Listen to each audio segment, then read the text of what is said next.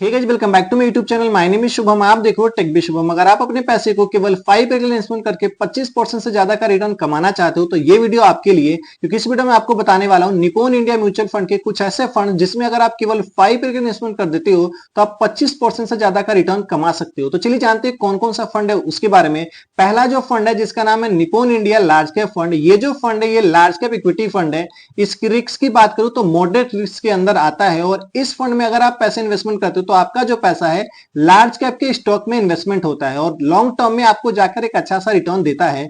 तो आपका अगर 5 ईयर का गोल हो या 10 ईयर का गोल हो या उससे ज्यादा का गोल हो, ये वाला फंड काफी अच्छा है, क्योंकि लार्ज कैप के स्टॉक में जो पैसा इन्वेस्टमेंट होता है, जो लार्ज कैप के स्टॉक्स होते हैं वो ऑलरेडी स्टेबल्स होते हैं as compared to mid cap small cap. तो आपको लॉन्ग टर्म में जाकर एक अच्छा सा रिटर्न दे सकते हैं। बाकी रही बात 5 ईयर के लिए अगर आप इन्वेस्टमेंट करते हो तो इस फंड से आप 20% तक का रिटर्न एक्सपेक्टेशन रख सकते हो। ये फंड ऑलरेडी 5 ईयर में 28% तक का रिटर्न ऑलरेडी दिया हुआ है। तो चलिए जानते हैं कि दूसरा कौन सा फंड है उसके बारे में। दूसरा जो फंड है निप्पॉन इंडिया ग्रोथ फंड। ये जो फंड है एक मल्टी कैप फंड है।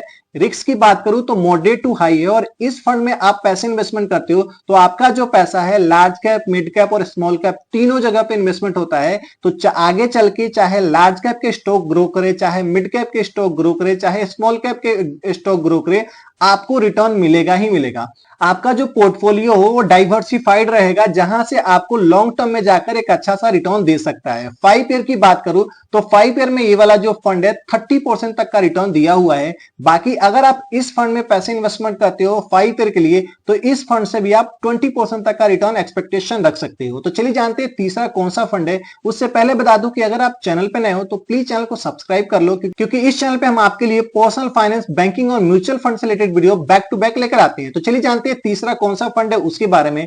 तीसरा जो फंड है Nippon India equity hybrid fund है। ये जो फंड एक हाइब्रिड फंड है जिसमें अगर आप पैसे इन्वेस्टमेंट करते हो तो आपका जो पैसा है इक्विटी और डेट दोनों जगह पे इन्वेस्टमेंट होता है। रिस्क की बात करूं तो रिस्क रहेगा मॉडरेट और ये जो फंड है आपके पैसे को लॉन्ग टर्म में एक अच्छा सा रिटर्न देता है, क्योंकि ये जो फंड है इक्विटी में इन्वेस्टमेंट करता ही करता है, प्लस में फिक्स्ड इनकम सिक्योरिटी बॉन्ड्स जो होते हैं उसमें आपका पैसा इन्वेस्टमेंट करता है। अगर आप इस फंड में पैसा इन्वेस्टमेंट करते हो तो आपका जो रिस्क फैक्टर है वो कम हो जाता है और लॉन्ग टर्म में जाकर एक अच्छा सा रिटर्न देता है। बाकी 5 ईयर की बात करूं तो 5 ईयर में इस फंड से आप 15 टू 16% तक का रिटर्न एक्सपेक्टेशन रख सकते हो। बाकी ये जो फंड है 20 टू 25% तक रिटर्न ऑलरेडी दिया हुआ है, लेकिन मैं कहूंगा कि 15 टू 16% तक का रिटर्न ही एक्सपेक्टेशन रखना, उससे ज्यादा मत रखना। तो चलिए जानते हैं कि चौथा कौन सा फंड है उसके बारे में। चौथा जो फंड है जिसका नाम है Nippon India small cap fund. ये जो फंड है स्मॉल कैप इक्विटी फंड है। रिस्क की बात करूं तो हाई रिस्क कैटेगरी का फंड है। इस फंड में अगर आप पैसे इन्वेस्टमेंट करते हो तो आपका जो पैसा जो स्मॉल कैप कंपनीज के स्टॉक्स होते हैं उसमें आपका पैसा इन्वेस्टमेंट होता है। स्मॉल कैप कंपनीज जो होते हैं वो मार्केट में ऐसे कंपनीज होते हैं जो हाई ग्रोथ पोटेंशियल रखते हैं, वो आगे चल के मिड कैप और लार्ज कैप के स्टॉक्स बनते हैं। बाकी अगर आप इस फंड में पैसे इन्वेस्टमेंट करते हो तो मैं आपको पहले ही बता दूं आप रिस्क लेने के लिए कैपेबल हो, क्योंकि ये जो फंड है हाई रिस्क कैटेगरी का फंड है। तो रिस्क लेने के लिए कैपेबल हो तभी आप इन्वेस्टमेंट करना, अदरवाइज नहीं करना। बात करूं रिटर्न की तो इस फंड से में अगर आप पैसे इन्वेस्टमेंट करते हो तो इस फंड से आप 20 टू 25% तक का रिटर्न एक्सपेक्टेशन रख सकते हो 5 ईयर में। बाकी ये जो फंड है वो 28% तक का रिटर्न ऑलरेडी दिया हुआ है। रही बात लॉन्ग टर्म में तो लॉन्ग टर्म के लिए भी आप इस फंड में इन्वेस्टमेंट करने का प्लान कर सकते हो। तो चलिए जानते हैं कि पांचवा कौन सा फंड है उसके बारे में। पांचवा जो फंड है Nippon India flexi cap fund. यह जो फंड है फ्लेक्सी कैप फंड है तो आपके पैसे को मार्केट के हर एक सेक्टर में इन्वेस्टमेंट करता है। रिस्क की बात करूं तो मॉडरेट टू हाई है और इस फंड में अगर आप पैसे इन्वेस्टमेंट करते हो तो आपका जो पैसा है large cap, mid cap, small cap हर जगह पे इन्वेस्टमेंट होगा। और रही बात सेक्टर वाइज तो आपका जो पैसा है डिफरेंट डिफरेंट सेक्टर में भी इन्वेस्टमेंट होगा। तो आगे चल के कोई भी सेक्टर आपका इंप्रूव हो, कोई भी सेक्टर में बूम आए, आपका जो पैसा है वो इंक्रीज होगा ही होगा।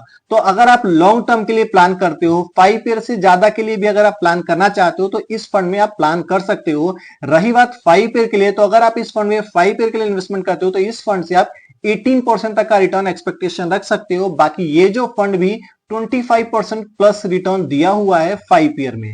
ये रहे निप्पॉन इंडिया म्यूचुअल फंड के टॉप 5 फंड्स जो 5 ईयर इन्वेस्टमेंट करने वाले के लिए सबसे बेस्ट है। तो अगर आप 25% प्लस का रिटर्न अर्न करना चाहते हो तो ये किसी भी फंड में आप इन्वेस्टमेंट कर सकते हो। बाकी मैंने डिटेल ऑलरेडी बता दिया है, लेकिन मैं आपको बताऊं किसी भी फंड में इन्वेस्टमेंट करने से पहले कुछ बातों को ध्यान में रखना है। तो कौन कौन से बात में आपको ध्यान रखनी है, क्या क्या चीज देखनी है, उसके बाद इन्वेस्टमेंट करनी है, चलिए उसको भी देख लेते हैं। लेकिन उससे पहले बता दूं ये जो वीडियो एजुकेशन पर्पस के लिए बनाया गया है तो आप उसे उसी वे में लेना। अगर आप किसी फंड में इन्वेस्टमेंट करते हो तो सबसे पहले आपको देखना क्या है कि आप देखो कि आप कितना रिस्क लेने के लिए कैपेबल हो। अगर आप ज्यादा रिस्क लेने के लिए कैपेबल हो तो आप स्मॉल कैप फंड में इन्वेस्टमेंट कर सकते हो। अगर रिस्क नहीं लेना चाहते हो तो किसी भी हाइब्रिड फंड में आप इन्वेस्टमेंट कर सकते हो। जब आप खुद को एनालाइज कर लो कि आप कितना रिस्क लेने के लिए कैपेबल हो, उसके बाद देखना है कि किसी भी फंड को जिसको भी आपने सेलेक्ट किया है उस फंड के 3 और 5 ईयर का पास्ट परफॉर्मेंस देख लो कि पास्ट में वो कैसा परफॉर्म किया है, उसके बाद ही आप प्लान करो। जब आप पास्ट परफॉर्मेंस भी देख लेते हो, रिस्क फैक्टर भी एनालाइज कर लेते हो, तो तीसरा जो देखना है कि जिस भी फंड को आपने चूज करा है उस फंड का एक्सपेंस रेशियो देखो कि कितना है।